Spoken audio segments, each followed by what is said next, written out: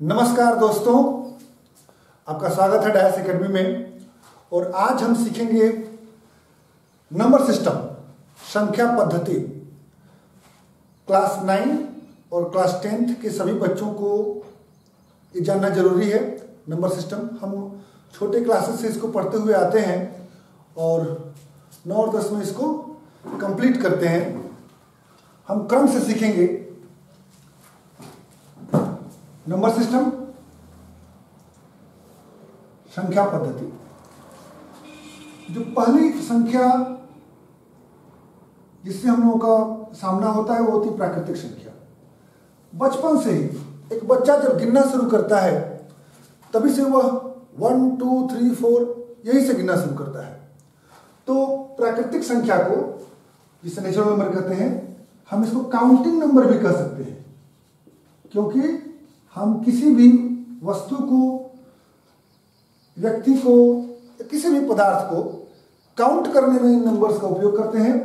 1, 2, 3, 4 और ये इनफाइनाइट तक, 1 से लेके अनंत तक की संख्याओं को प्राकृतिक संख्या कहते हैं। और इन्हें हम काउंटिंग नंबर्स भी कहते हैं, क्योंकि हम किसी भी वस्तु को काउंट करने में इनका उपयोग करते हैं। और नेचुरल नंबर का जो संकेत होता है वो कैपिटल N होता है। कैपिटल N से इसको निरूपित किया जाता है। जो दूसरी संख्या है वह है पूर्ण संख्या। पूर्ण संख्या, जिसको अंग्रेजी में हम होल नंबर कहते हैं। अगर नेचुरल नंबर के कलेक्शन में जो 1 से अनंत तक, इनफाइनाइट तक है, उसमें अगर हम जीरो को भी इंक्लूड कर लें, जीरो को भी शामिल कर लें, तो जो हम लोगों के पास नंबर्स का सेट हमको प्राप्त होता है 0 to इनफाइनाइट, 1, 2, 3, 4 इनफाइनाइट तक नेचुरल नंबर्स ही हैं। उसमें कोई जीरो हम लोगों ने इंक्लूड कर दिया, ऐड कर दिया है, तब जो नंबर का सेट हमको मिला उसे हम होल नंबर्स कहते हैं। इसे कैपिटल W से इसको निरूपित किया जाता है।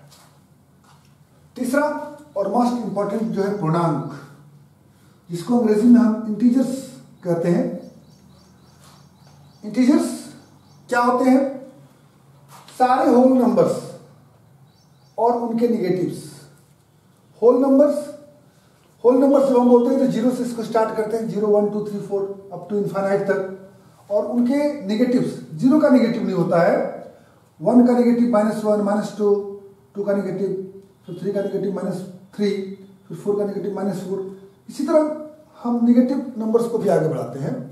तो सारे होल नंबर्स और उनके निगेटिव्स, इनका जो कलेक्शन होता है, the set of all whole numbers and their negatives is called integers. तो आप इंटीजर्स भी समझ गए। इंटीजर्स को कैपिटल Z से निरूपित किया जाता है।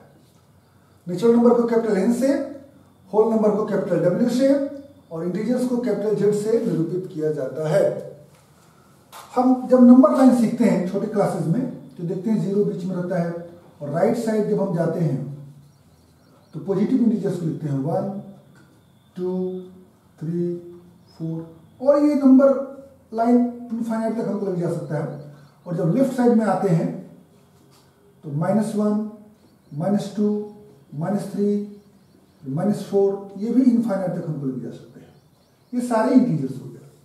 0 to infinite positive, 0 to infinite negative. अब इनको हम लोग बोल सकते हैं पॉजिटिव इंटीजर्स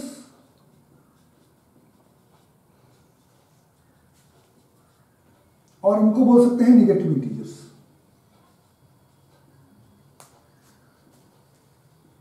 मतलब धन पूर्णांक और ऋण पूर्णांक।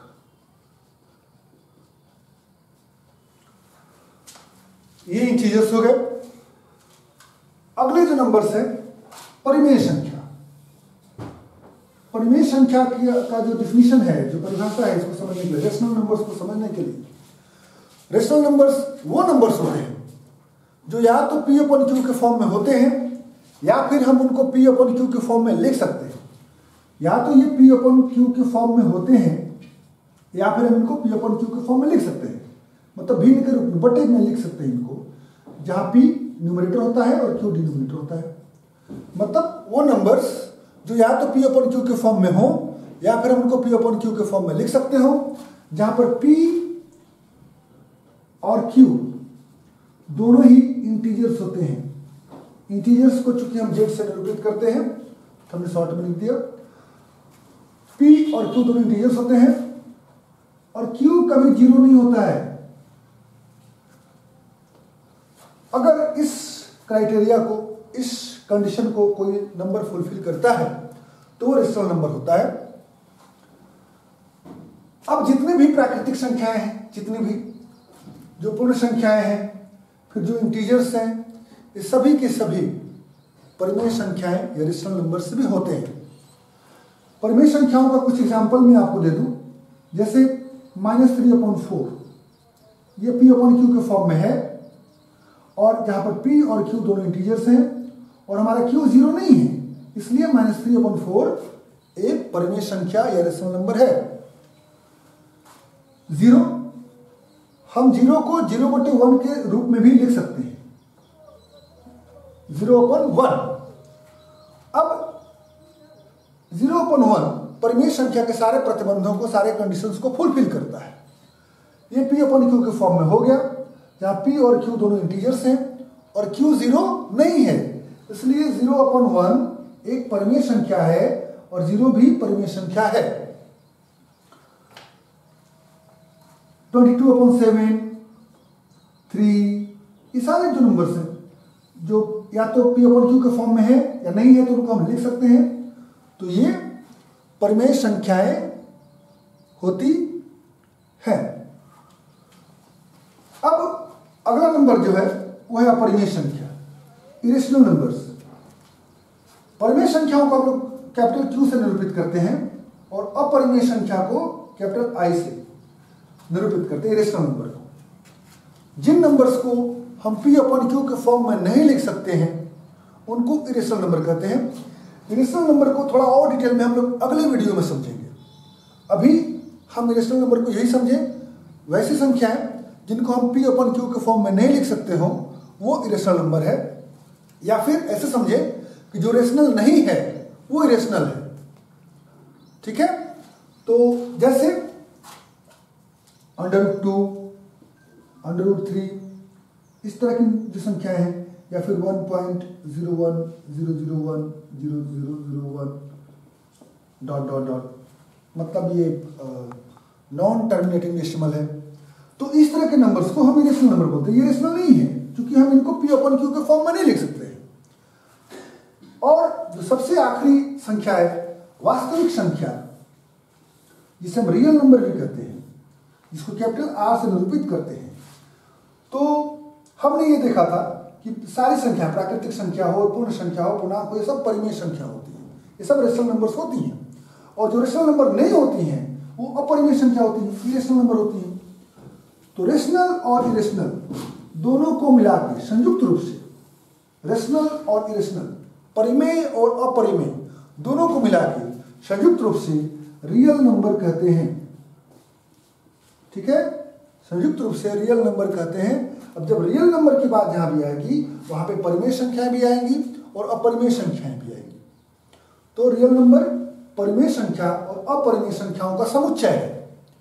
और चूंकि वास्तविक संख्या पे, तो वास्तविक संख्या जितनी भी हैं सबको हम नंबर लाइन पे दर्शा सकते हैं। जो नंबर लाइन हमारी एक इमेजिनरी, काल्पनिक रेखा है, इसके ऊपर हम सारे रियल नंबर्स को दिखा सकते हैं। इसलिए इस नंबर लाइन को वास्तविक संख्या रेखा भी कहते हैं, रियल नंबर लाइन भी कहते हैं। तो उम्मीद है दोस्तों कि आप ये समझ गए होंगे नंबर सिस्टम। मिलते हैं आपसे अगले वीडियो में। धन्यवाद।